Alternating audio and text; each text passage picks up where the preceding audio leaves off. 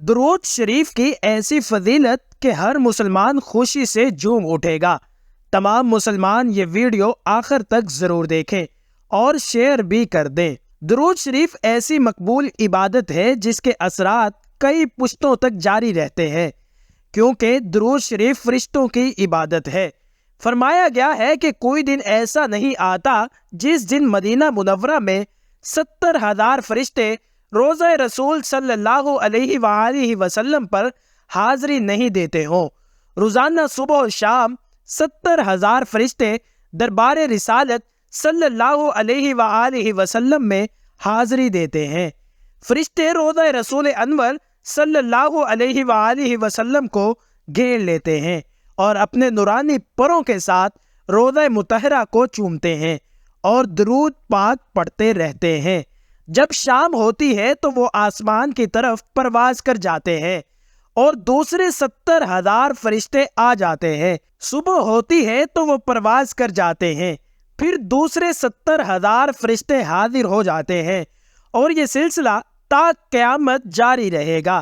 جب قیامت کا دن آئے گا تو سرکار دو عالم صلی اللہ علیہ وآلہ وسلم اور صحابہ اکرام رضوان اللہ علیہم اجمعین 70,000 فرشتوں کے جلوس میں تشریف لائیں گے اور انہی فرشتوں کے ساتھ میدان محشر کی طرف روانہ ہوں گے۔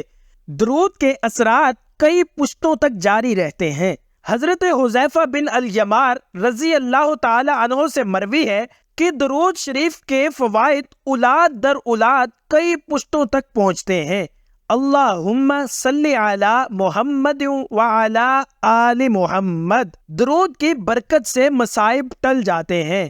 خواجہ توکل شاہ امبالوی رحمہ اللہ نے فرمایا ہے کہ ہم نے دیکھا ہے کہ بلائیں جب اترتی ہیں تو گھروں کا رخ کرتی ہیں، مگر جب درود شریف پڑھنے والے کے گھر پر آتی ہیں تو وہ فرشتے جو درود شریف کے خادم ہیں وہ اس گھر میں بلاؤں کو نہیں آنے دیتے، بلکہ ان کو پڑوس کے گھر سے بھی دور پھینک دیتے ہیں۔ حضور انور صلی اللہ علیہ وآلہ وسلم اور صحابہ وسلم کا ایمان افروز فرمان۔ حضرت شاہ غلام علی دہلوی رحمہ اللہ فرماتے ہیں کہ ایک دفعہ دوزخ کا خوف مجھ پر غالب ہوا۔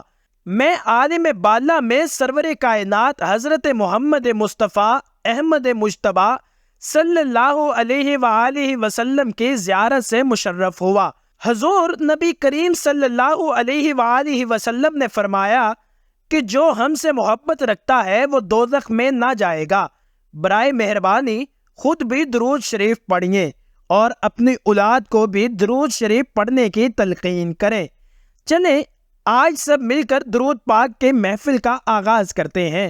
سب دل میں ایک بار درود پاک پڑھ کے اس ویڈیو کو شیئر کر دیں۔ اللہ ہمیں بھی حضور اکرم صلی اللہ علیہ وآلہ وسلم سے سچی محبت نصیب فرمائے۔